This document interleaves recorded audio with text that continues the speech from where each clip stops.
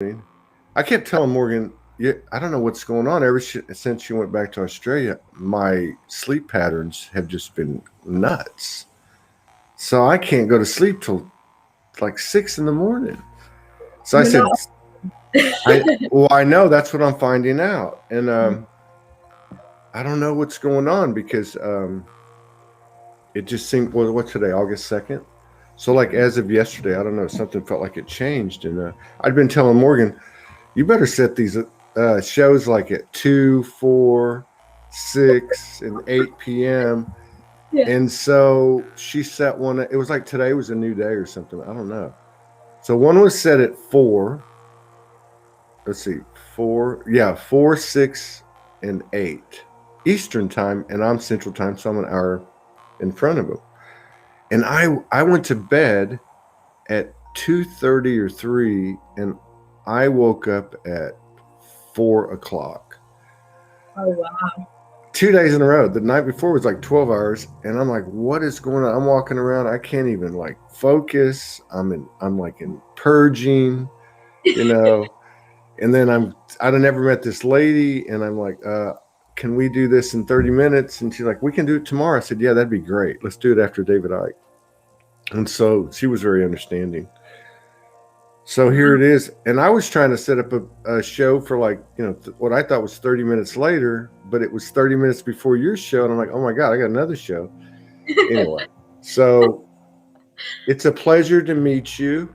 You too. Juliette Jones from Sydney, Australia. Let's turn the Yeah, music off. it's surreal being on here. Like, I mean, I've watched you for quite a while, and it's like now I'm on. It's crazy. Really? Yeah, I watch you Wow. on YouTube. Wow. It's a pleasure to meet you. And you're so young, too. Yeah, I'm 18. You're Yeah. 18? Yes. Yeah, I'm 18. That's the crazy thing about women is, uh, they always talk about don't ever, if a woman ever asks you how old she is, don't answer, that kind of thing. But the truth is, you can take a woman, like you carry yourself much older. Thank you. Like, I mean, you carry yourself like a very mature, and I have 6 kids, I think I can speak from experience, but like a very mature late 20-ish woman. And I spoke to a 12 years old in Mm. England with her mother yesterday. They're coming on tomorrow after David Icke, along with my friend from today. But same thing. She's 12 years old, and I'm looking at her going, what? Like, she acts like she's like 25. But Yeah. but yeah, so you're 18, you're in Sydney, and it's Hmm. amazing because of two things. One, the feminine voices are coming out now, which is so important. And two, the young people, we have these communities, we call them light worker communities and starseed communities, and like we're really important. I'm just making a joke because I'm still off planet. But you don't see a lot of young people. And I watch the demographics on all the Soulogy pages really, really closely. But I have noticed that in the past year and a half, more young people have come in. Mm. And I first started to notice it because if you look at the male demographics in any of the Soulogy pages, which I would imagine is pretty parallel to the rest of these communities, it used to be about 8% men, and now it's about 35. Wow. So it's really changed a lot. But the first place I noticed the young people were in the male demographics 18 to 25. Like they started like making up like 5%, 7%, 8%. And I'm Slowly. like, whoa. And then the women, then the feminine. So both. So it's really good to talk to a young person. Yeah. Not that Well, there's in linear time. yeah. I mean, for me, I only I spiritually like have been awake somewhat, I feel like my whole life, but I've only really woken up last year, just as COVID was coming in. But it wasn't really because of COVID that I woke up. I'm really close to my mum, and she was going through her awakening. And because of our really close relationship, I kind of went through one as well, because she was like talking to me about things that she was questioning, and like she watched David Icke. Actually, it was the David Icke video that like really like broadened her perspective. And then I was right there next to her, so I kind of slowly woke up. And then over the past year and a half, life has just been like, my life has changed completely, flipped like beyond 180 degrees, like to a dimension I never even knew was real. I didn't even know existed. So, Wow. Wow. So you mean to tell me that a year and a half ago, you were just a normal 17-year-old. You've got this mom who you're very connected to, who has an awakening. And because you're so close, you just aligned with it. So, I mean, are you saying like your mom, obviously you're very close to her. And so one day she just comes in and says, "Hey, I watched this David Icke video and everything's not what it seems. Let me clue you in, daughter." I mean, was it like that? It was a little bit, but the first thing that I remember really hearing from her that was kind of like a first sign for me to see a spiritual awakening was she goes to TAFE, which is the Australian like equivalent to college. And she was doing a jewelry design course, and she came home one day and told me that she had this completely blissful experience in the jewelry workshop, just completely blissful, which I think what we would label now as like around 6D, something like that. And but she didn't know what it was. She just felt completely just, she couldn't really describe the feeling, and she was trying to describe it to me, and she was sharing her story with me about her day at the workshop. And then from there, she just started questioning things. Like around that time, things were just coming out of alignment for us, like viewing the world. And to me, it was so easy for me to listen to what she was saying and understand, because deep down I felt like that so strongly, but I didn't have the courage yet to really bring those questions out into the open, and like actually even just bring those questions to my consciousness, like my conscious mind. They were all kind of subconscious questions. Like if someone would say something, I would have a little twinge of like, I don't know if that really sounds right to me, but I would still like just shut it down, because that's kind of what we're trained to do when we're asleep, you know what I mean? So when she was waking up, it was just so easy for me to listen. And then when she did watch the David Icke video, that was really the kind of boom moment, the explosion. And then she told me to watch it, and then I watched it, and I got obsessed with which one was it? It was, so this was like,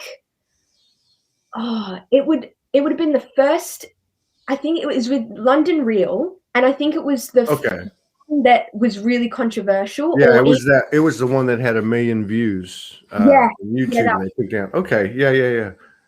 Okay, yeah. We had him on in January, so, and we're gonna have him on tomorrow. He was kind enough to come back, but it'll be interesting because that video you're talking about with London Real was probably, I'd say that was probably June, because COVID broke like March, and they were on it pretty quick. It may have even been May, but it'll be interesting to see, what what his thoughts are and all that. So that's all happened, and you wonder how many people. We had somebody come on that channels Metatron pretty consistently, like for years and years and years, and kind of gets like forecast, and he was saying that. What did he say? He said more people woke up based on his channel in 2020 than in the previous 10 years. which if Yeah. you considered the 2012 date, and now listening to your story and realizing that this has occurred to you and your mom in the last year and a half, I wonder how many others. Yeah. And not to mention the mother-daughter connection to me, and I've told Morgan this many times, I don't understand it, but I know one thing. There's nothing stronger in the physical realm, potentially, than a mother-daughter connection. I don't know why that is, but there's My dad. something about, yeah, right? I mean, like Yeah. they have their own, it's not even like they have their own language. It's like they have their own universe, Mm. like their own, intranet, internal intranet. Yes, So it definitely. must have, it has had to have been a powerful year and a half. Um, I mean, like you're 18 years old. I mean, this is like amazing. So I don't even know where to start with you. What's happened to you in the last 18 months? Or what's your story?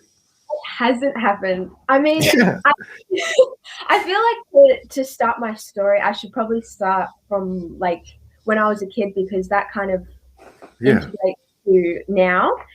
But when I was little, I always was obsessed with fairies. I loved fairies. I loved fairy tales, like magical, anything magical, basically.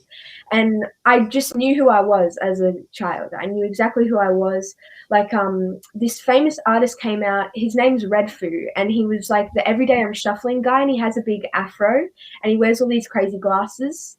And that was when I was about 9, and I became obsessed with this artist because I just loved his energy. Like he was so fun and upbeat, and he would wear the craziest clothes, and so I would wear the craziest clothes. And when I'm telling you they were crazy, I really do mean it. Like they were fluoro, like crazy glasses with like no point to them because they don't have any glass in it. It's just like the frames, and I would wear like fluoro frames, like the craziest things. People would look at me like something was wrong with me because I'm like this child walking around in like the most And crazy and your outfit. mom was just allowing the energy to Yeah, express itself, right?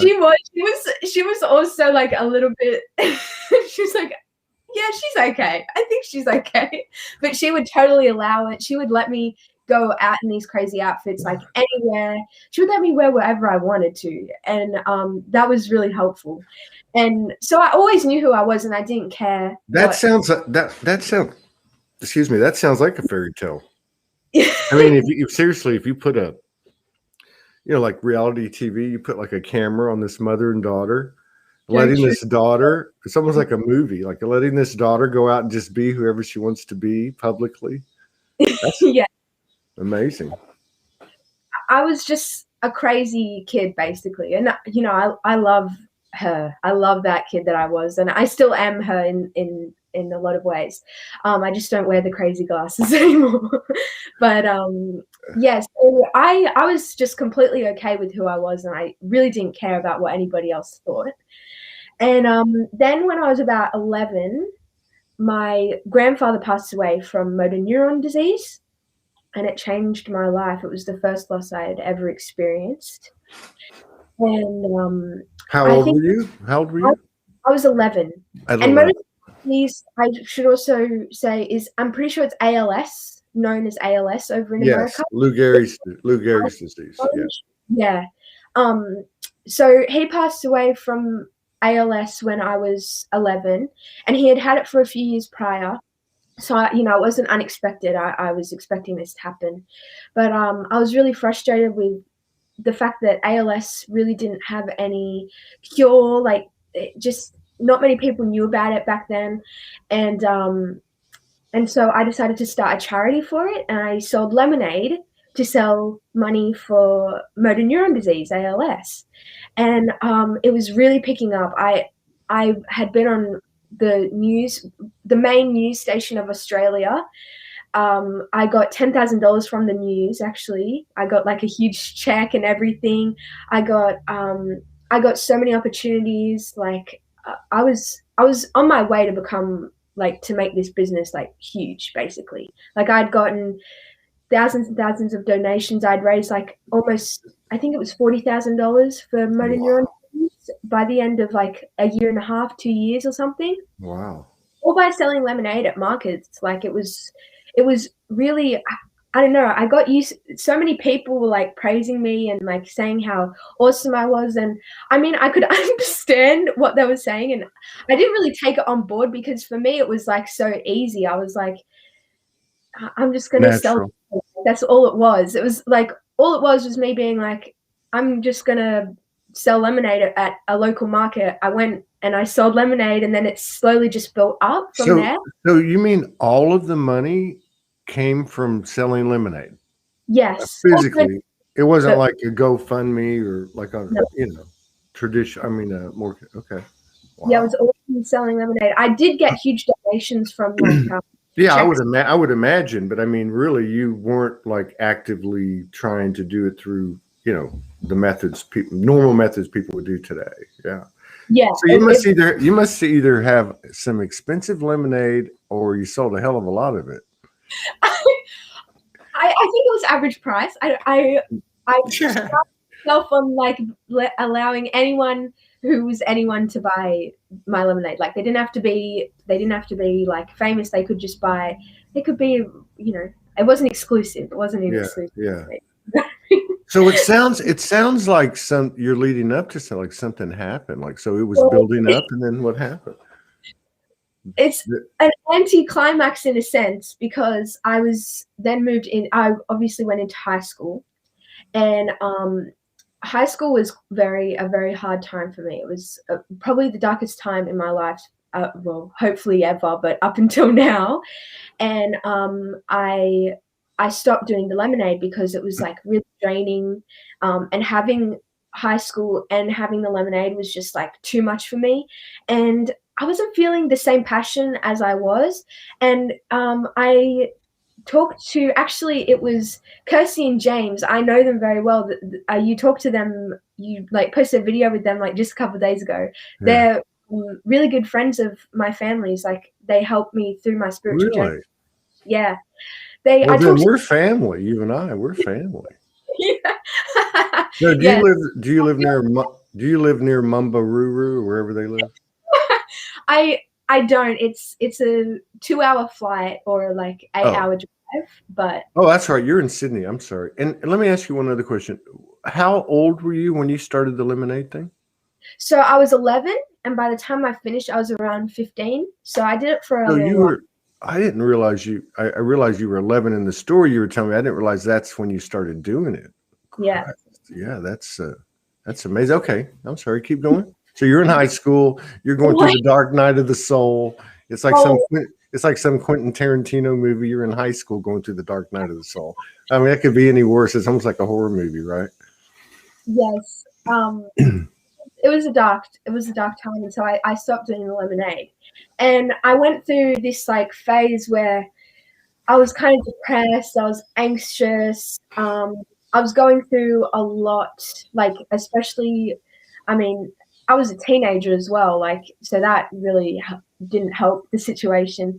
And I kind of felt like I was a bad person, or that I wasn't good enough now that I wasn't doing the lemonade. Like I felt like, even though I know I needed to let the lemonade go, that a part of me was going with it. And I was told so many times when I was doing the lemonade, like, oh, you're amazing. Like, you're so good for doing this. I felt like the part of me that left with the lemonade was the good part, because I was told that, so like by so many people I was so good for doing that. I now know that's not true, but back then that's kind of what I thought. And the reason why I left now, because I talked to Kirsty and James about it, was that business, that lemonade, was coming from a place of loss and grief. And the reason I was ready to let it go was because I didn't need to grieve anymore. I grieved and I didn't need to. So like it was letting that part go now, like moving on. Wow. Yeah. So, and that's so true for me. Like it was. So you came to this, I mean, you just came to this conclusion, like that it was what? duality based or polarity based or whatever. I mean, yeah, I can see where you're coming from. So you're 15. You go into the brutal 4 years of high school, dark night of the soul. The thick of it. You're in the chrysalis at this time, I guess. I really struggled. I mean, I had friends. This was when I was a bit younger as well. Like, this is not just when I was 15, but I was, going through that growth and just like experiencing changes and in your body and like exploring your body and just like understanding your body. And I had just someone in my life, a friend who wasn't exactly the best person, and I had many of those, but one in particular, she sort of told me things that I wasn't really ready to hear. I wasn't like not exactly mature enough in the brain, but I was too much of a kid really to know what she was really telling me and the extent of what she was telling me, like things about my body, like, how kids are so into, like, when you're changing, you're in that sort Yeah. of stage. I wasn't ready because I wasn't in that stage, I'm a late bloomer, so like everyone was kind of ahead of me, Yeah. and I was more slow in the change, and so people would tell me things that I was not ready to hear, or I just got I don't know, I was really a magnet for that kind of information, and it really traumatized me, and it created this real just disconnect from my body because I wasn't ready to hear all the things that I was hearing, and Yeah, like I mean, like for instance, just so I can have a better idea, like for instance, just one example, like what were you not ready to heal? What were you thinking? What were they telling you? I mean, it was all sorts of things, but things about, I mean, things about sex, things about just basically exploration of the yeah, brain. I got you. I got you. So you were at this point, late bloomer. They're coming in there doing what kids do, Yeah, and you're like going, "Hey, I'm not even like my free. You're not even your frequency's not even like it's a yeah." not even there. Like, it was not even there. And so it hurt me, and it created disconnect from my femininity, especially, not just my body, but my femininity. Like, and that was really shown as well, doing the lemonade. I was in the business world, and that is so masculine, Yes. such a masculine frequency, being in a business a lot of the time. At least for me personally, it was like surrounded by men. You need power to run your business. Like, it was all about masculinity. So with that, and also disconnecting from my femininity, it created a lot of, like, I don't know exactly the word to use, but just dis-ease in me, and it brought a lot of fear, a lot of just everything, fear medically about medical stuff, and that was to do with my nono as well passing, because he had to go through hospital, and I saw that. So Yeah. I went through a lot of fear medically and not trusting my body, and then I went through a lot of fear as well when it came to like puberty and growing and that sort of thing, and with my body. And so I I was really anxious, and I was full of anxiety, and I was depressed, and I was like, my anxiety and my depression and like all those emotions were so heightened that when they were gone, I was just kind of numb to anything else while I was in high school.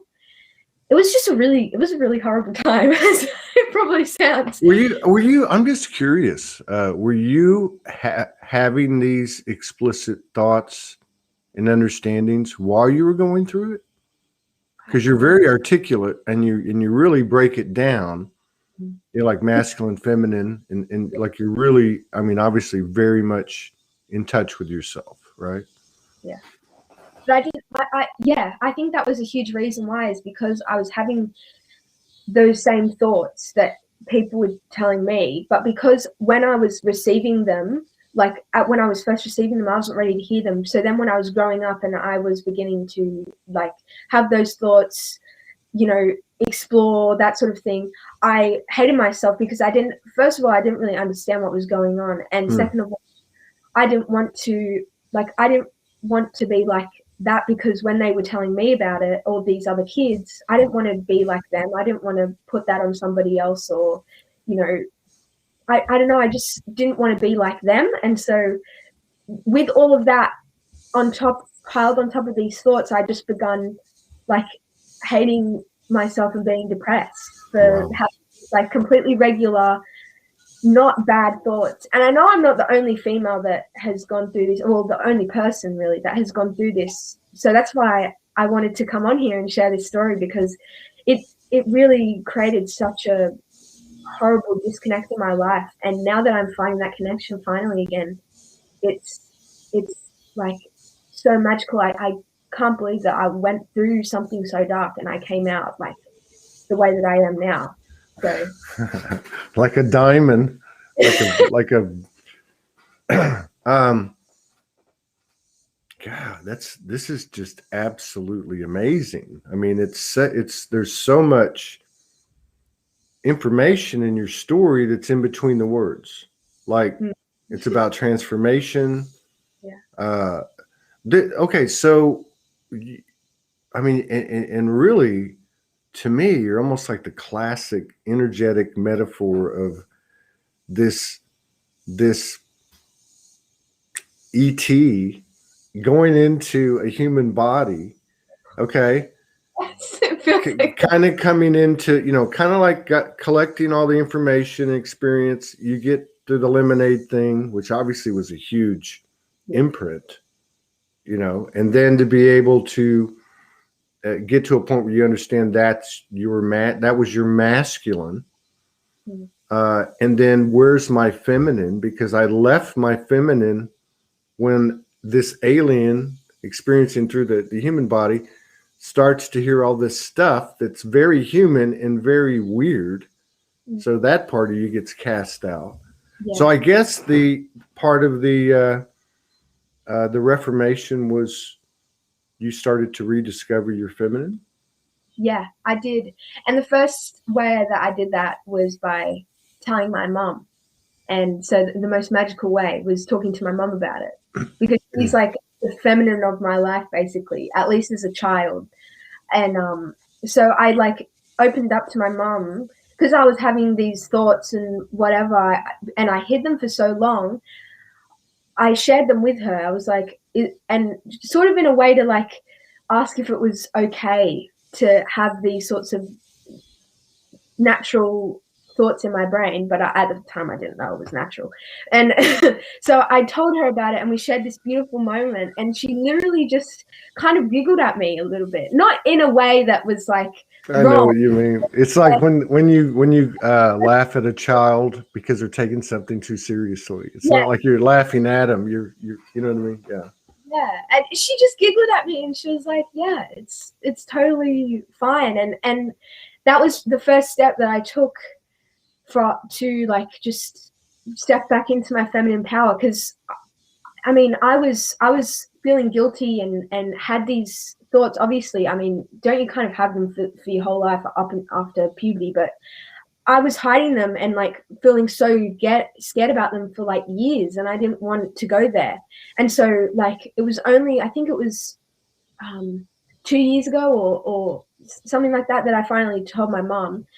And it was so like the reaction was so underwhelming. I was like, oh. Underwhelming, right? I mean, that's crazy. Like, one of the things that just pops in my head about this is what's so amazing is, and again, I think that the mother-daughter connection is the strongest connection there is. I don't even know what that means, but I just know there's something going on there.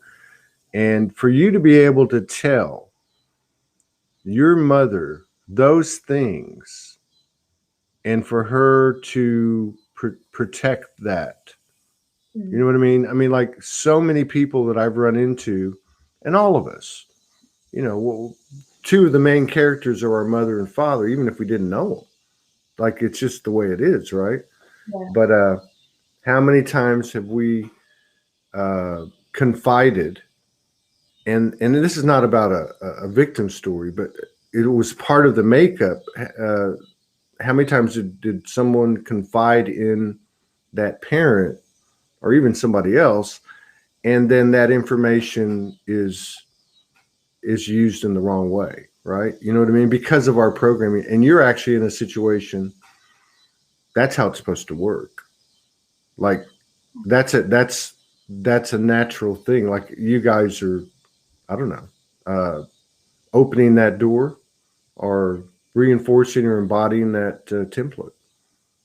Definitely. I mean, I obviously I know exactly what you're talking about, but I see it everywhere. And I never, if you told me 3 years ago, 4 years ago, that I was going to be here talking about this, I would have, I wouldn't have believed you. I thought you were, you know, completely lying. I thought you would be making it up out of thin air. Like there's no chance I would ever tell someone, you know, but it's so, our bodies are so natural and we're just so disconnected from it, especially, I mean, I went to a Catholic high school, so that definitely didn't help my situation. But like people don't talk about it in a way that is makes it feel natural, normal, or just okay. And I think that's a huge reason why it happened to me, is because I just never really heard about it in my outside world. And this huge disconnect from our bodies, not just in a sexual way or anything like that, just in general, like just being disconnected from your body is, I think, one of the biggest reasons why we have so many problems in this world, because we're disconnected from ourselves, and that creates like so much projection and like anger towards people, and making it okay to have like to put people down over the internet just because you don't have your face to a person, so you can just type it away. It's just that because of all the disconnect that we have internally and to our bodies, it just creates, I think, almost every problem that you could ever imagine. It comes back down to that. I agree with you. This is gold. No, it is. This is why I love doing this show, because it's like code exchange. Or I mean, I don't know if I'm giving any out, but I'm always picking it up. And one of the things I'm getting from you, if you just broke it down into just one or two sentences, which I love listening to you speak, because you're very eloquent and you're very articulate, and it's real time. It's real time information. You know, it's real time information. But the thing about what you're saying is, another way to put it would be, take a look at your sexuality. Like what you're saying to me is, another way to say it would be the root of all the projection. It's not the root. Let's say that one of the places where you can see the most accurate expression of a person's energy, whether you're watching or self-awareness, is from their lack of alignment, understanding of their sexuality, which in even deeper terms is with themselves, because it's such a distorted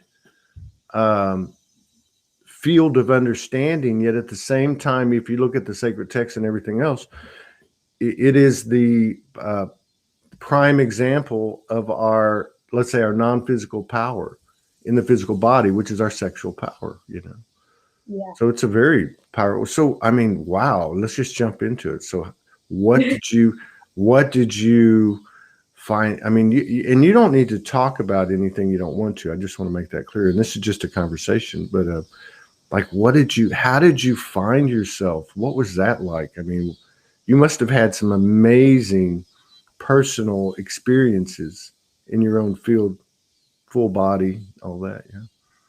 Yes. Well, I think personally, it was a real hard struggle at first, because for so long, like I would say it was like 4 years that I was completely feeling this guilt and anxiety and depression, all because of this disconnect from my body and myself, basically.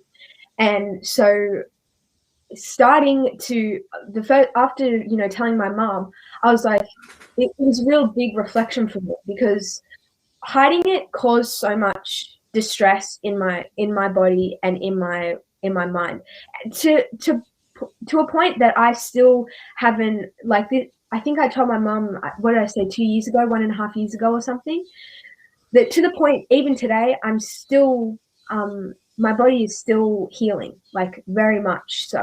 I still am not to the point of healing my body from the distress that I put it through all the guilt and disconnect that I had.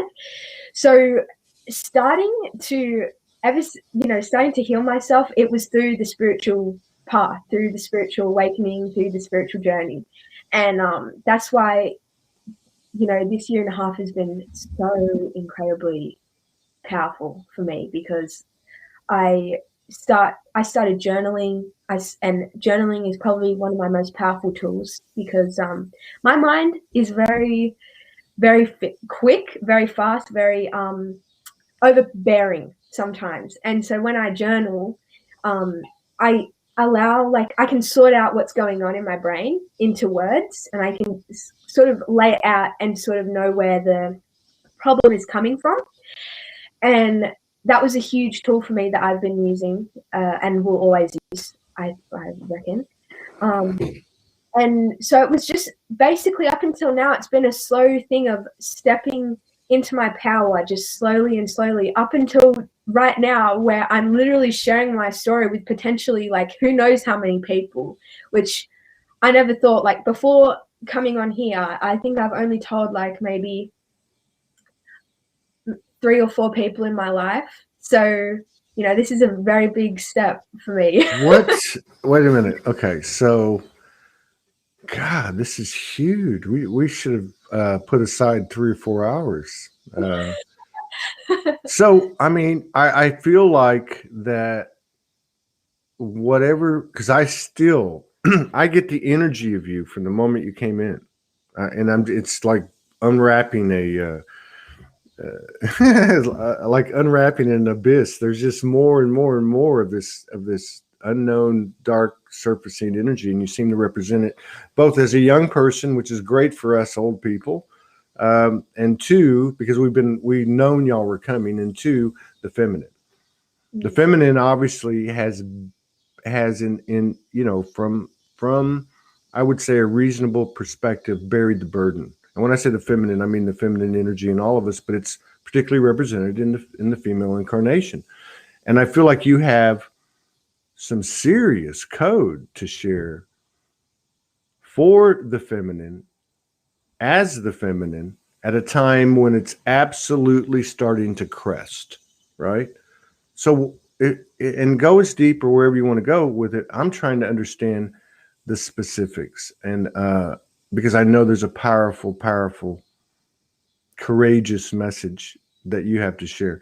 But what are the things that you had to take on and come to terms with and meet and reacquaint yourself with, that I have a feeling is the guts of what you have to share with not just women, but with men like me? Oh, I had to come to terms with the fear that I was feeling, because my fear was so potent, and like it was really a poison, basically. Because fear now, like for me, fear is like such a powerful tool. It's your greatest teacher. Once you have fear, you can investigate it. But before, my fear was so strong, I couldn't even think to meet with it or try and figure it out. And so meeting with my fear and learning that I can actually control my fear and have power over my fear, because before, fear had power over me and it controlled me. And that was a choice that I gave, which was another thing I had to come to terms with.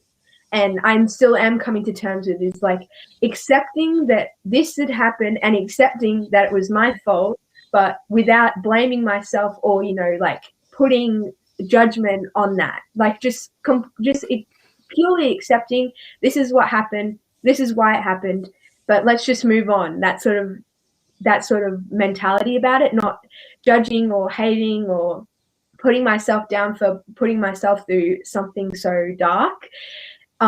Because now I'm slowly learning that this is supposed to happen. I mean, not even slowly learning. I am learning that very quickly, actually, is that what happened to me was supposed to happen to me. So I had to come into terms with that. And I had to come into terms with the fact that my body is going to heal slower than my mind, because you know it's the physical vessel. Like when you have your mind or your spirit, it can heal like very fast, at least in my experience, but my body is going to take a little bit longer. And so I had to allow that to happen, because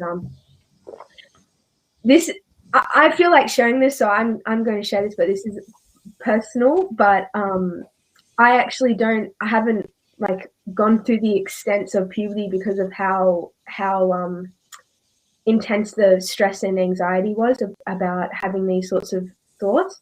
And so I haven't, you know, got my moon cycle yet. And so I had to deal with that fear as well, because I'm 18, so it's not too crazy. But I had to come to terms with the fact that I need to allow it to come when it wants to, because before I was sort of trying to force it with the societal message that it's abnormal to get it this late, and you have to get it between a certain time in your life. And abnormal was really scary for me. It was like really, really petrifying. Because it's like being the outlier, you know, in a graph. Like you have to find your own way. You don't have all these people before you to follow. You have to figure out your own shit. Your own. Hey, this is Soulogy. You can say anything you want, even F-bombs. Okay. You have to figure out your own stuff. And I don't have many people that have gone on this path before me. I mean, if they have, I don't really know of them. And so it's been a journey of like trying to figure out how to heal, but not do it in a way that's pushing it or hating my body or like judging my body for not healing. It's just like purely having the pure innocence of just trying to heal, and that's it. And so that's what I've had to come to acceptance with. And that's probably been the biggest thing for me, is not having that moon cycle, and like even just really accepting the fact that I am a woman despite having that, or despite not having that. Sorry. Right. Yeah, and that's because that's a really big thing that I don't think many women in particular talk about, is that I you know, girls grow up hearing when you get, you know, a moon cycle, then you're a woman. That's your transition into womanhood. That's what we hear over and over. But it's completely not true, and that's something that I've learned, you know, so strongly, is that there's nothing external that makes you a female or a woman. It's completely internal. It's everything about you inside that makes you a woman. There's nothing, not one thing that makes you a woman outside of yourself. So that was a huge thing that I had to. God. Now that's, I mean, you've said a lot of very brave and shared a lot of things, which took a lot of guts. But that last comment that you just made, is a very, very, very, in my opinion, my humble opinion as a man watching this extraordinary expansion of the mother energy on this planet through people like you and otherwise. But it just made me realize not one thing on the outside of a woman makes her a woman, only on the inside. And if you look at that comment, and I can see you standing in front of like this massive thousands of let's say conventional, stereotypical, because that's such a deep program, how I look as a woman, right? Like how I look, who I am, you know, plastic surgery, makeup. I mean, you're talking about, and I've had this feeling for a long time, but I've been thinking in masculine terms, like the straight lines.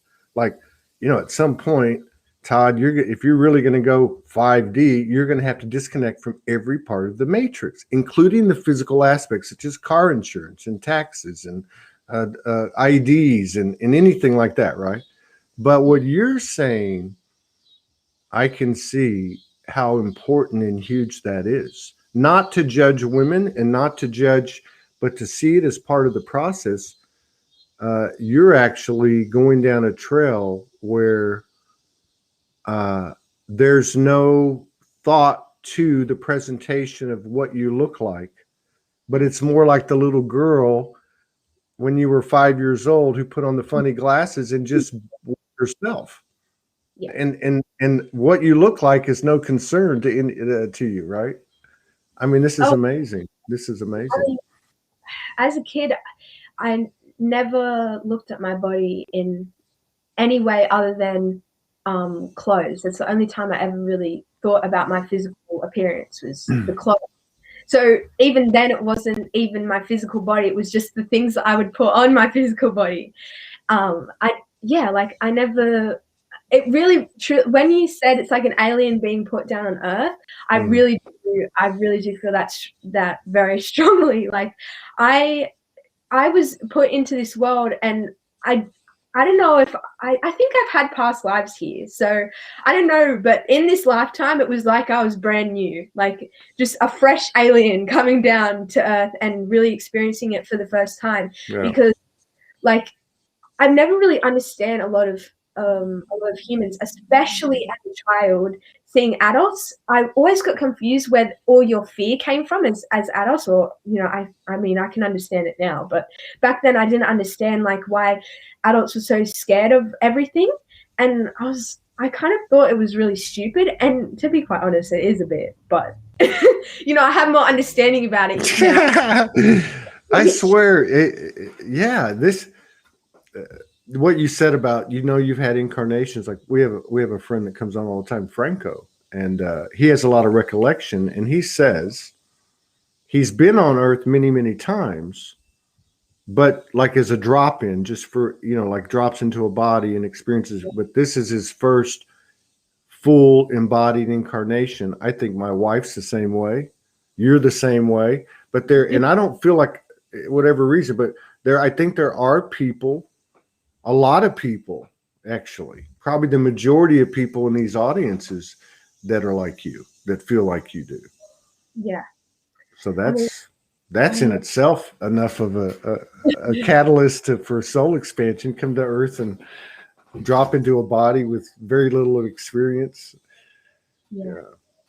So I mean, like that's really so. Like, where are you at with it? I mean, you must have. I guess no other way to put it, but you must have very clear communication with your body. It sounds like almost like your body is um, I don't know, like you have a conversation, like say your Juliette self and your higher self. Do you have conversations with your Juliette self and your body self? I have conversations all the time. I talk to myself. I talked to, like, literally yesterday I was talking to a tree. So Hey, I talk to I'm many a tree. things. I'm a tree person. I'll just share it with you. This is my main Oh, tree. beautiful. Yeah, Oh, wow. that's the mama tree on the property. There's a whole family. There's a whole community of trees back there. But yeah. So you don't feel weird. You're with all the weird. You're with all the weird people. This is Soulogy. Well, yes, I do talk to my body. I mean, it's still like a process. Like I still haven't fully accepted my body, or gone to like the highest stage, obviously, that I can in communication with my body. But I definitely do talk to it. Like I talk to my pituitary gland as well, like because this is something I learned even like I think a year ago, is to like talk to the parts of your body that you have fear around, or that aren't exactly running as they're supposed to be, and like encourage them to work, or like send love to them and that sort of thing. And so I definitely do that all the time. I even in the days where I'm like my self-esteem is low, that's what I meant to say. Yeah. I still, even though I have certain emotions and feelings, I still always make sure to speak out positivity, like even in, actually not just even in those, but especially in those moments, I'll like speak truth.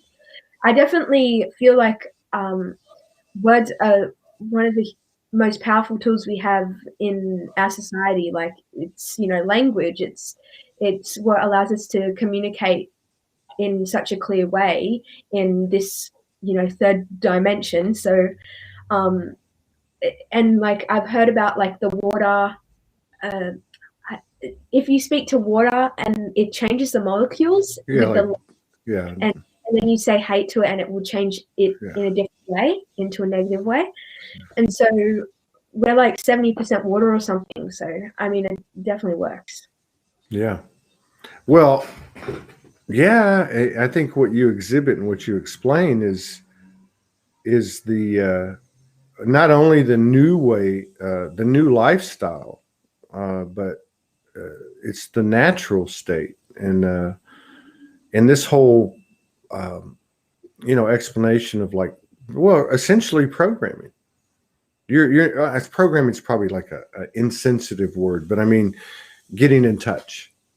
Yeah. Like what you're talking about. Yeah, I mean, like, yeah, and I can see that. I mean, but that's what my wife says. My wife says deprogramming, reprogramming. But I like what you're bringing to the table, which is so interesting too, because 99% of the people in 3,000 shows that have come on this show and that make up these communities are between 45 and 65. That's probably a little high percentage, but and they have a story that is that was the catalyst for their transformation, just like you. But they have like years and years and all these programs that we can all relate to. Not that we can't relate to you, but you have like this little synopsis, this little concise quadrant of the timeline over 3 or 4, whatever years, 5, 6, 7, whatever, where you've actually taken it on, uh, dealing with it. That's another thing that comes through with what you're saying. It's not, oh, I dealt with that. You're like, I'm still healing my body. And I love your explanation about how the mind and the other parts of us can transform instantly, virtually, but the body takes more time. The way you talk about it, it just really resonates. So much of what you say. Thank you. It's amazing. It's amazing. Wow. A lot of us have been told, including myself, in our own personal transmissions, when let's just say on or about 2012, some people, even long before that, but that there will come a time when the young people will just take it over. And what I'm seeing today is that it's not like, oh, go to this university, we're going to have young people be the professors and we're going to train you in conventional terms. It's more of like your frequency, what you offer. Yeah. I mean, I think I think the world, that at the rate that it's changing, like the same things that worked for past generations aren't working for my generation. And that's what I've seen so strongly in being in this generation, because I feel like most of my life I've grown up being surrounded by all these kids that I just don't feel really like I can be friends with them, not in a bad way, but I can't resonate with a lot of them. And it's more, I'm more of an observer when I'm around my generation, which is strange because I don't think I'm a crazy observer. Like I usually kind of dive into things and like I'm surrounded by it instead. I like want to be in it, but with my generation I have to observe because I just can't relate to a lot of people. And now with social media and the internet, the world is just so different that university and that kind of thing just does not cut it. No. Yeah. When you can make thousands, millions of dollars on the internet just by making videos, like, Yeah. I think Isn't that crazy though? I mean, like, I don't think, because like what you're talking about, again, and I can go back to my wife and to many people that come on this show, what they experience in their stories, what they talk about when they were young, very much the same thing, but one difference. 99% of them went ahead and first of all, thought something was wrong with them, just like you. They thought they were alien. Didn't why am I here and all that stuff? But they try to conform. They tried to become that which they were not, which brought on all this data in the form of toxic relationships and et cetera, et cetera, et cetera. But you are representing something different. You're representing in the way I see it, like and you and those like you, and there's got to be, and that's exciting. There's got to be millions, right? A very straight up approach to physicality, the body, sexuality, a no bullshit kind of who am I, what is this? No, I don't need your interference. Let me find out on my own kind of thing. Yeah. I am soul. I have a voice. So you're that's exciting to me because there's a lot of people that far more than myself that have done stuff for years. Like we're talking about people going back to the 80s and the 90s and in the 2000s before 2012 who've been, and most of them women who are very quiet in the background, doing grid work, anchoring things to the earth, communicating with the higher aspects. And it's like your energy and those like you are going to bring it full circle. Like, hey, you're the validation, you're the confirmation, the affirmation, right? So it's exciting. Thank you. Thank you as well. Like this has been a whirlwind, crazy. Like I was not expecting. I didn't really know what I was expecting, but I wasn't this. I'll tell you that. Well, I'll tell you what. I haven't slept for several weeks. I've mentioned it on the show. I think on Australia time, to be honest with you. I don't know what the hell is going on. But I hadn't slept, like more than 3 or 4 hours, maybe two times a day. I'll sleep like an hour and a half. 2 nights ago, I slept 12 hours. Last night, I slept 14 hours. I'm like, what the hell's going on? And the reason I'm bringing this up is because now as I'm talking to you, I was probably in dream state for 14 hours preparing for you. Just to hold the frequency. Because seriously, I'm like, why do I feel like I'm going to throw up? Like even worse than I was before the last few days, right? But there is something to be said for soul coordinates to be coming into the same proximity, which is now, like to your point, taking on a different meaning with this internet, the highest physical form of the ethers, as Morgan says, right? There's something to be said for that. I've seen it happen on too many shows, and it's happening more frequently. Now, and this is one of the things I have talked to a number of people on, or I'd say in your generation, or even younger, right?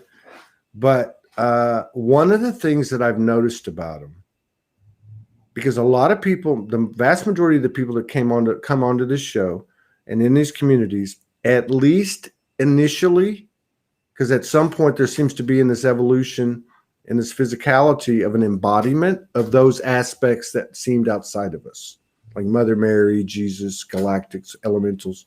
And I'm not saying that's how it works or doesn't work. I'm just prefacing this. But what I'm getting at is they tended to connect at one time, and some still do, to different faces of the universe, like a Kuan Yin or a Mother Mary or, whatever it may be. But the young people seem to, it's weird. They seem to, it's not like they're having a conversation with faces of the universe. It's like their voice and the voice they're speaking to are one voice. Does that resonate or relate? Can you relate to that? Or do you have more traditional external experiences with what seem to be external aspects? I definitely resonate with what you're saying. I mean, I've tried ever since I woke up, basically, to have those, because I'm watching people like you, right? I'm watching Laura Eisenhower, Magenta Pixie. Oh, I love both those people. Like I'm watching Jason Estes, right? And so even though I love them all and they've helped me so much, some of the things that, like talking to spirit guides and going through these really deep, like meditations where like you're astral projecting and like seeing things. I haven't been able to do that. I believe I will one day, but I can't yet. And that was like very frustrating for me. But I think it's because I just run differently than the people that I've been watching. You know, maybe I'm not supposed to be trying to do that, and instead the communication comes to a different way, a way that I'm not even aware yet, because I'm just so used to it. You know what I mean? Like a communication that I've had my whole life. So, you know, I don't even know it's different or it's there in the first place. So I definitely find that speaking and using my words is probably the way that I've always felt like that is how I'm supposed to help the world. Is through my words and through speaking. At least that's a big part of that. So I definitely resonate with what you're saying fully, because I don't have like crazy experiences. I don't have like, you know, talk to faces of, you know, the universe or have any sort of profound spiritual experiences every day. So no, I mean, I haven't talked. I'm telling you, I have not talked to one. Now, I've talked to a couple of younger kids that said something appeared, or I saw one of them, Saint Germain, brings messages, but most of them, no. And especially the people, and this isn't just like 18, I'm talking like, say, 15 to 25.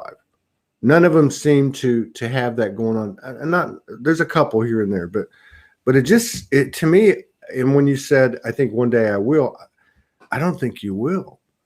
I honestly, it's not like from a superiority thing. I'm not saying that but it's like you came in. It's like these kids are coming in. Like, say you go to Earth School and you're born in 1961, which was like dinosaur now, right? And but you go through this university, right? You go through these layers, this graduation of levels. But it's like the young people have come in and they're already at PhD times 5, right? I mean, or you could look at it like a tuning fork. Yeah. So you don't need to, you already contain that. You know, so it's I think something, obviously, if we're seeing it here today on Soulogy through you, thank you very much, then it's got to be collective too. And think about that. I mean, there's all these conspiracy theories and narratives and oh this and oh that, but what better way to transform a realm that needed healing and so on than through the boots on the ground efforts, quiet, you know what I mean? Just that like you know what I mean? Just like you don't have to go broadcast this. You don't have to go write a book. Not that you do or you don't, but this energy itself is penetrating rapidly this new holy grid, right? I agree with you. I mean, I have a friend, and she's not even like what you would label awake or anything. She is, but not, you know, up here in her brain. And she just intuitively knows, like, not to get the thing, and she just intuitively knows things. And I definitely resonate with that, because before I was aware consciously, I know that I was aware somewhere else, because to me it was not a crazy thing like hearing David Icke, watching that video for the first time. I mean, yeah, it was crazy, but really I was like fully grounded in listening to what he was saying. Like it wasn't something completely out of my reality or really far-fetched. And and same with my brother. My brother, he's really open to conspiracy theories. He's actually kind of into it. He's like he's 11, so he's quite young, but I already see aspects of it in him. And I just think in our generation we naturally know things. Like now vibe is a word. Oh, I vibe with that, or, you know, that's a vibe. Like, the word vibe is such a huge word in our vocabulary now. Same with energy. I love your energy. Your energy is so good. Yeah, it's the same thing. And so with us, we already, in our words that we use, we like are having that wisdom, and we put across that wisdom.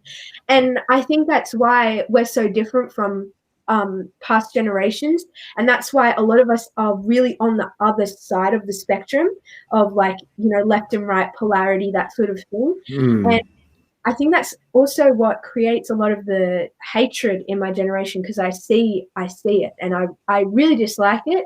But you mean now? I'm sorry. Do you mean like hatred in your generation, like they're taking it on, or that's being projected on them? Well, I mean, they're taking it on and putting it on themselves, or they're taking it on and putting it on each other, or they're taking it on and putting it on, you know, it's on both sides, obviously. But I see that.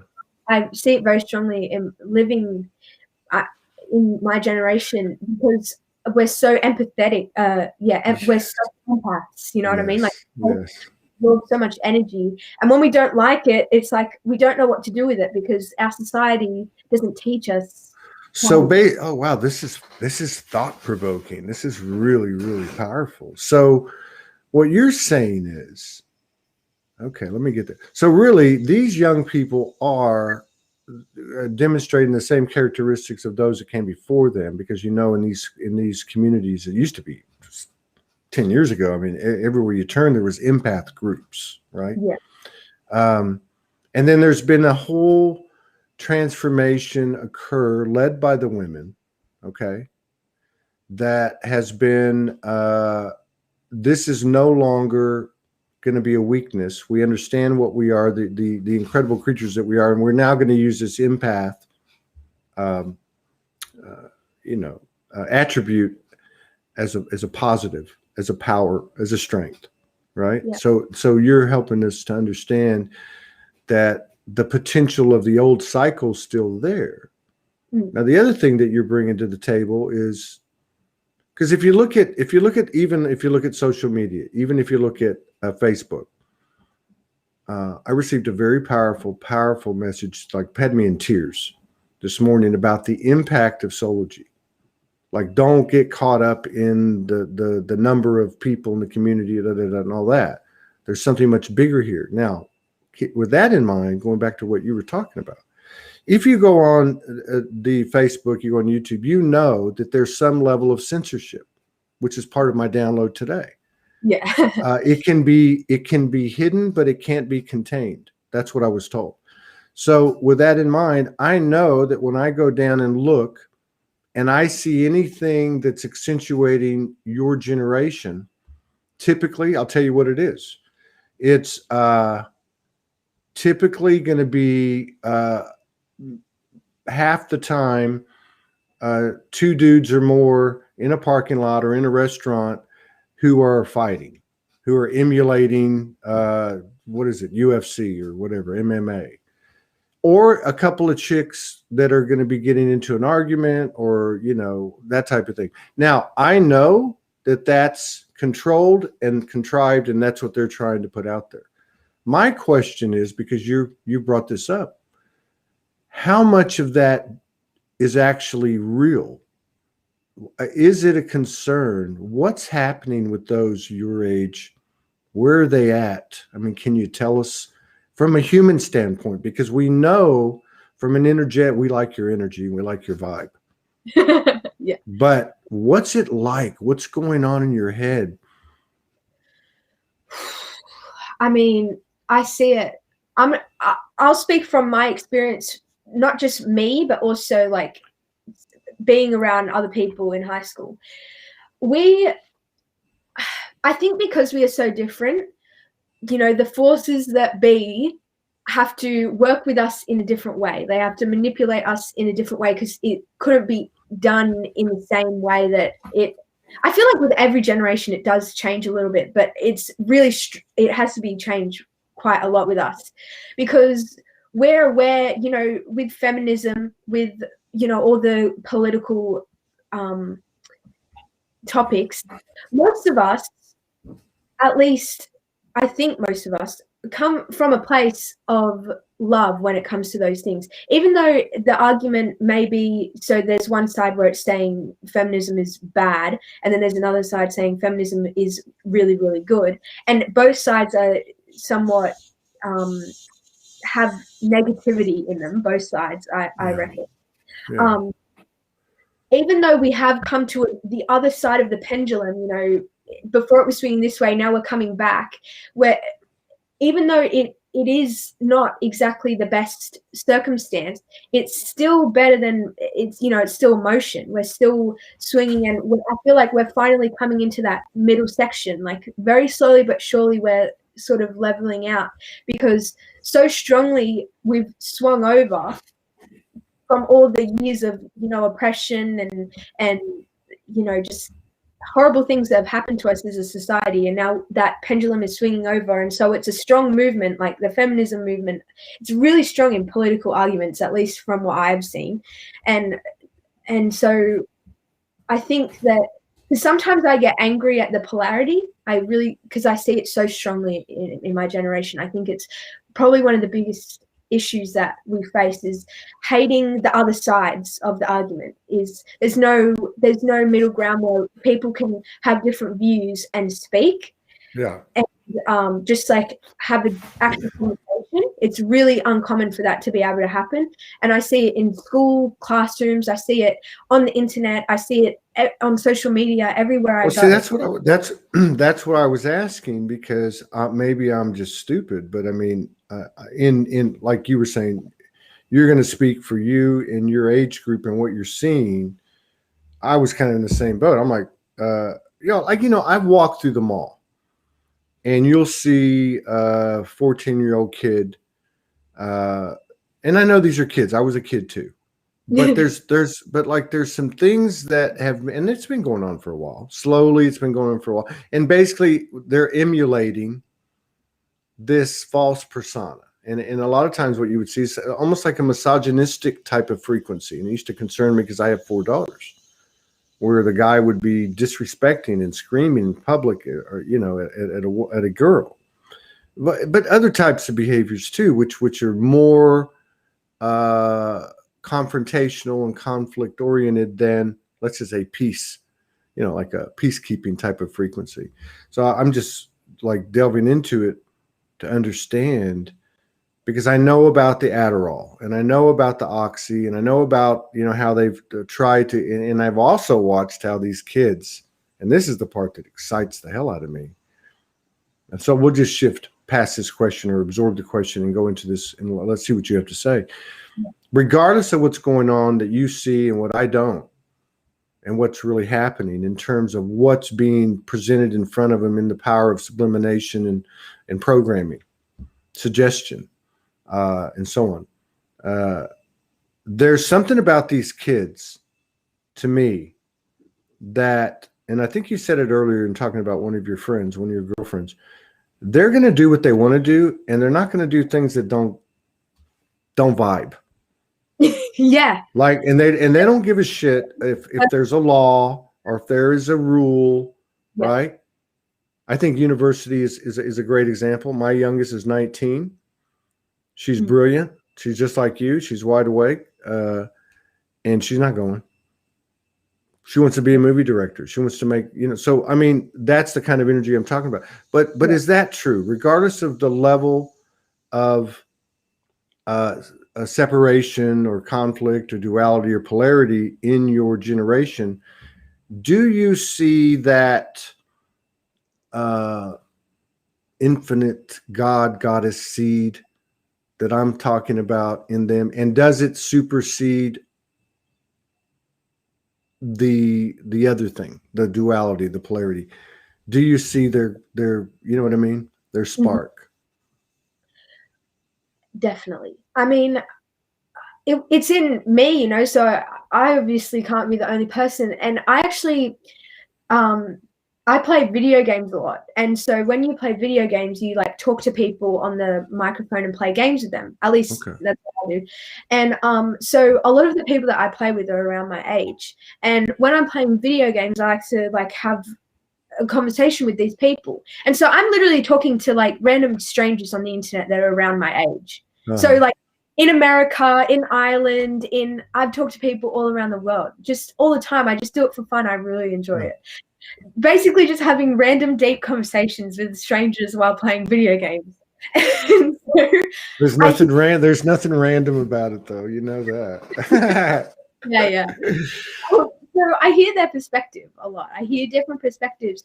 And every time I'm so surprised because sometimes I feel like I'm the only one with, you know, with my opinions. And so when I talk to people, it's just like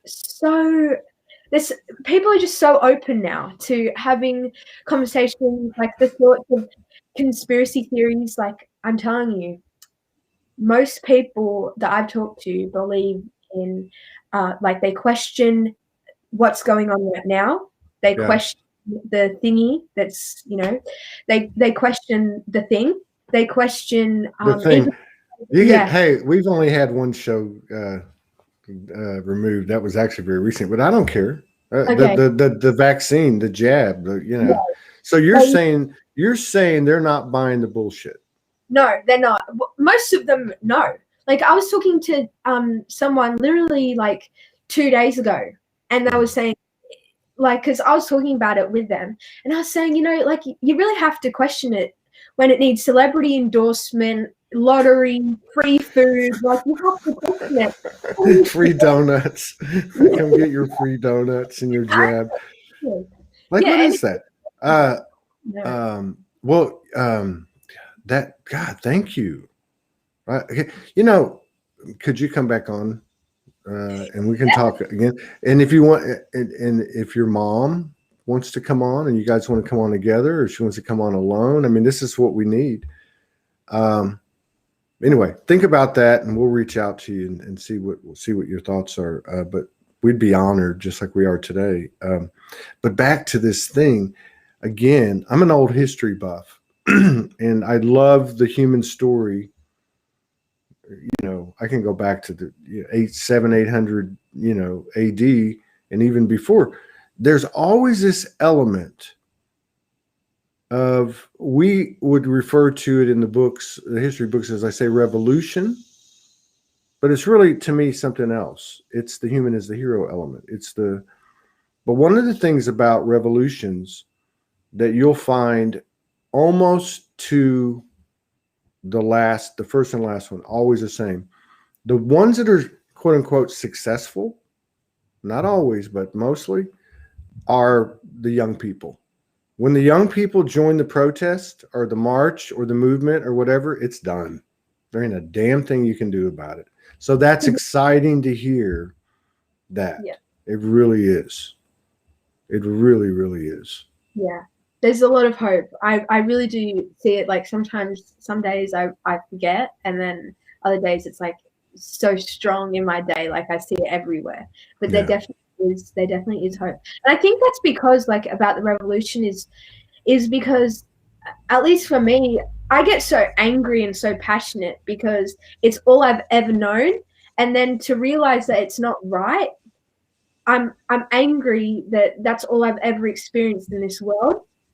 And I think that's a huge reason for my generation, is because we're coming out of it fresh, like, and it's all we ever know.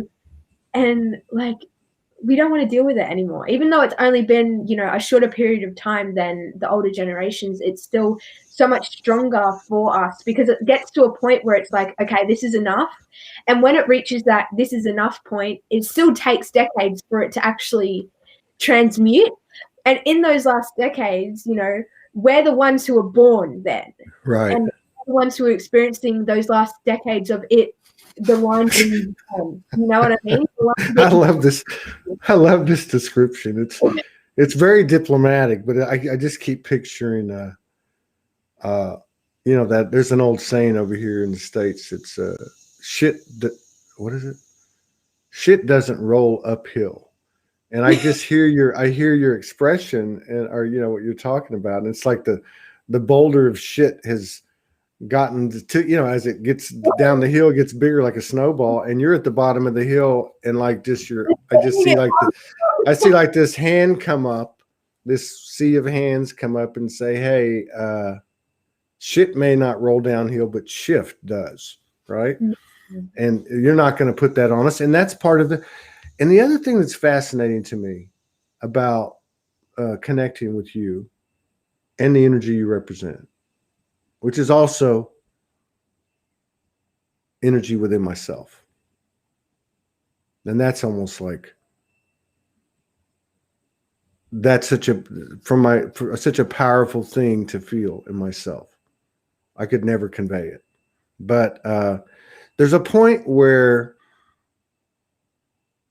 and of course, you led with the story, and it was about adolescence, it was about teenage years, it's about puberty, it's about adulthood, it's about femininity, it's even about masculinity because of the lemonade story and your awareness around it. But it fascinates me because there's a point in your teenage years, and I would imagine that it would probably apply to everybody, maybe not you with you because you're in a very extraordinary situation with your mother, but it may. But there's always this point where the teenager goes, oh, my parents can't kill me. I can do whatever the fuck I want to. Yeah. Like, you know what I mean? There's this point. And listening to you and connecting with you, I look at that and I go, well, the entire ascension mentality is made up of layers of, I can do whatever the fuck I want to. Like, I don't have to do, you know what I mean? Like, just because you said that doesn't make it right. So there's that whole element of that.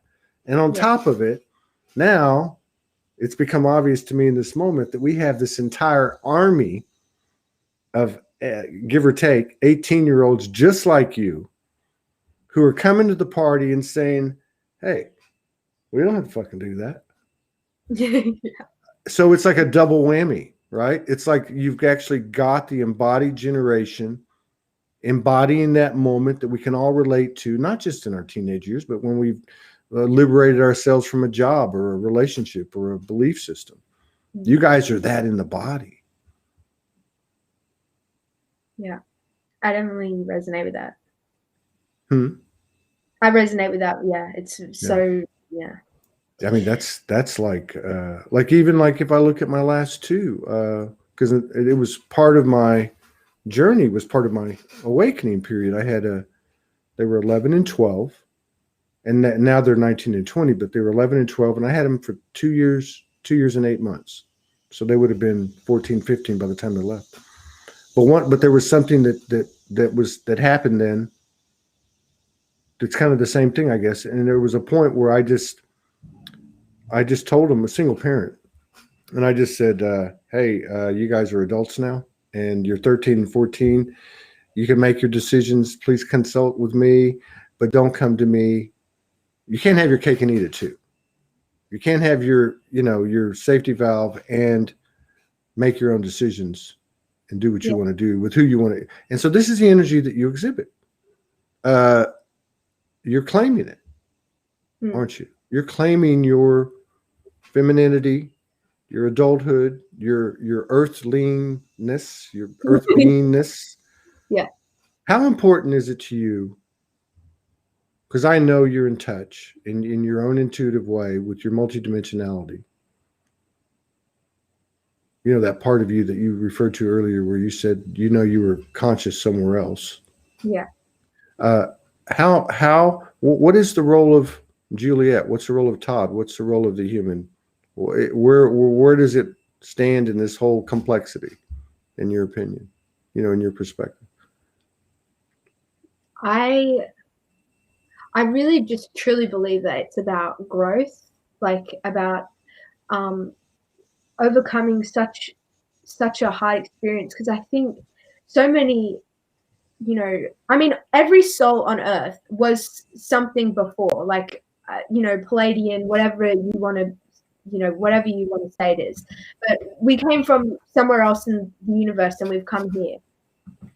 At one point, whether it was, 1,000 years ago, 100,000 years ago, and I believe that the reason why we come here in the first place is to really gain some deeper understanding into a really dense reality and what it's like to come from a place like this world to go and transmute up, through the dimensions. Because that question is, it's like, what do you think the point of the universe is?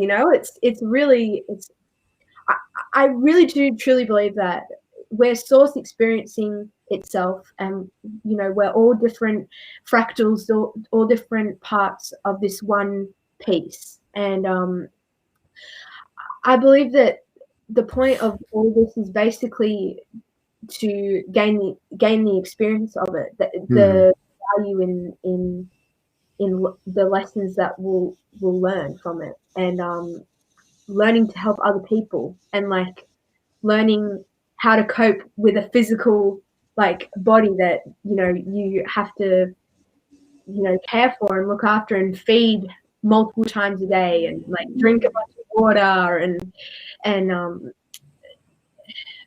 try and help all the people that are lost right now with everything that's going on. It's so magical, but at times it's also so sad to see the world that we're living in sometimes.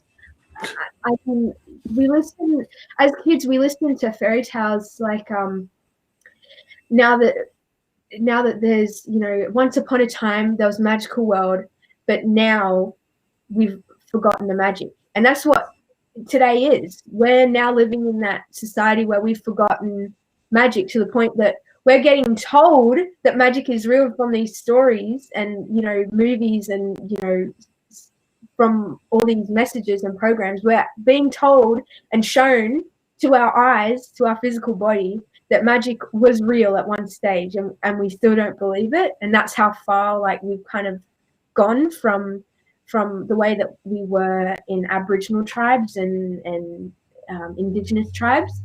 And I really believe it's like a cycle, and we're coming back to that. We've gone on this huge adventure to the point of losing ourselves basically, and now we're coming back slowly but surely. So I get it. Because I agree with you. If you break it down really to the base level, it's about growth. It's about growth. One way or the other, that's what people would come to in their own words. And then to the question of what is the human part, right? It's listening to you brings clarity, because it's weird, because there's this paradoxical polarity thing. Yeah. There's a paradox within the polarity. The polarity, speaks to a separation, or at least two ends of the spectrum, a division of space in between. And the paradox that doesn't make sense is that they're actually one and the same, right? Yeah.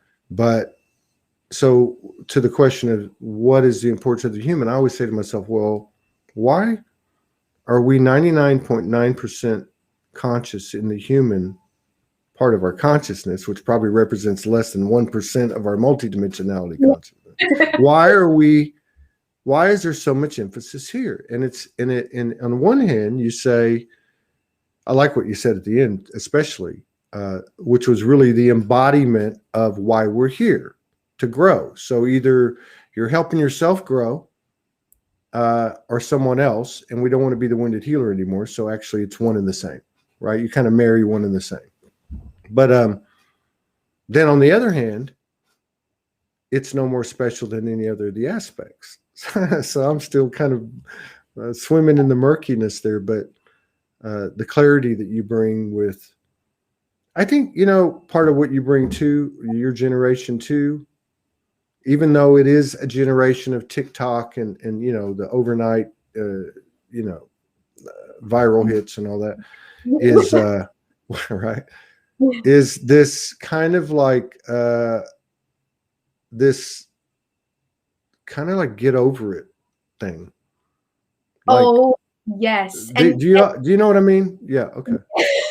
I think that's why, like, we get so much like backlash from like our grandparents and stuff, is because we're like a mirror, literally telling you guys to like suck it up. We can do this, Yeah. and it's like, I can imagine that would be really hard because we also don't exactly have the understanding that you guys have, because we don't have this, we don't know what it's like to live, 60 years, 50 years, we only know like 20 years max. So for us to be like, yeah, it's fine, let's just move on, get over it, okay, like the whole okay boomer, sentence, it's like I can understand how like, insane that would sound. It's like, you don't even know, we've lived like 60 years of this, like what are you talking about, get over it? But it is true, like it really is. I think it is just a time of being like, get over it, let's carry on, let's get through this, and let's fix the problems. Let's fix the problems now. Let's not be a victim about it. Which is funny because I agree with you so strongly about the whole get over it, don't be a victim. But then also there's so much victimhood, I feel, in my generation at the same time.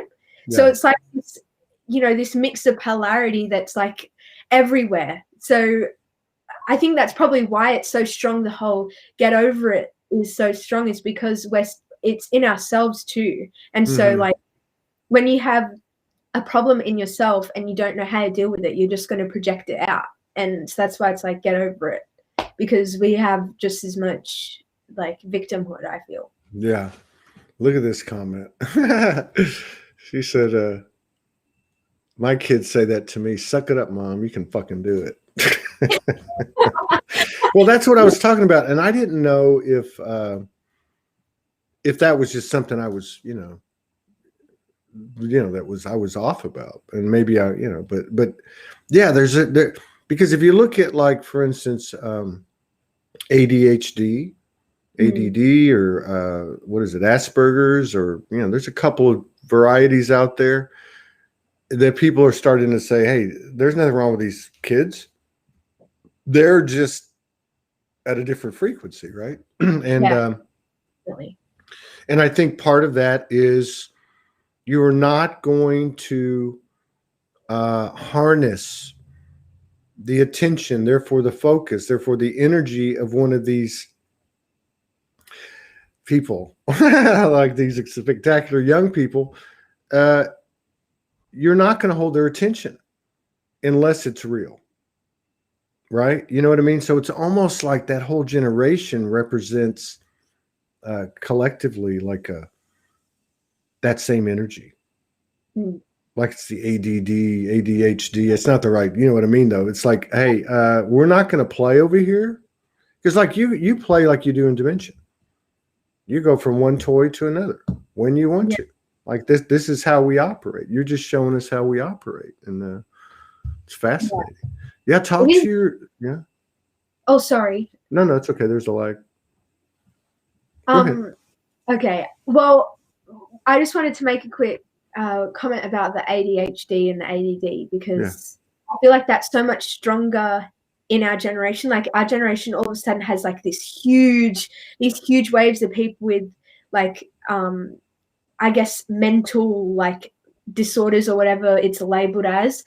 And I really don't believe in those labels. I think it's a way that, the physical science is labeling it.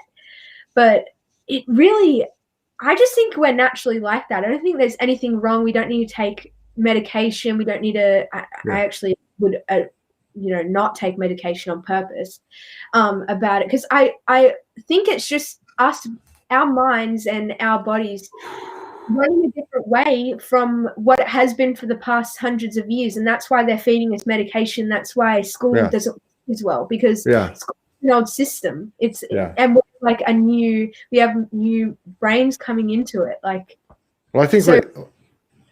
You go. Sorry. No. It's a lag. I'm sorry. I'm not trying to interrupt you. It's okay. Well, I was basically done anyway, so you can go. Okay. Yeah. Well, I got to get ready for the next show too. But I was just going to say, it's so obvious. Like if you look at what's been presented, and just even if you just limit it to pharmaceuticals, both prescribed and from the streets, right? Because it's all coming from the same place. But if you think about GMOs and fluoride and the programming, even a kid that was born 18 years ago, a person, a soul, forget about kid. It's just not even about kid. It's about soul. But the amount of shit thrown their direction in such a concentrated time period of their life and impressionable, and also the concentration of things, be it fluorides or chemtrails or whatever, and they're still standing. I know, it's crazy. In their power, in their own way, even with all so it's going to be a nice further convergence. And I just want to tell you what an honor it's been to talk to you, and how much I appreciate what you've done today. And I hope we can collaborate with you again. And we're certainly open to any of your friends or family members or anything else we can bring to the table with this real story, and definitely to at least invite you to come back on individually and share, because we could do hours and hours, listen to you for hours and hours of just different things, insights. But thank you so much. I appreciate it. As well. I really appreciate this opportunity. It's been really magical. I really have enjoyed it. Well, we've enjoyed it. Believe me, it's been absolutely fascinating. Thank you so much. Peace out. All blessings to you and yours.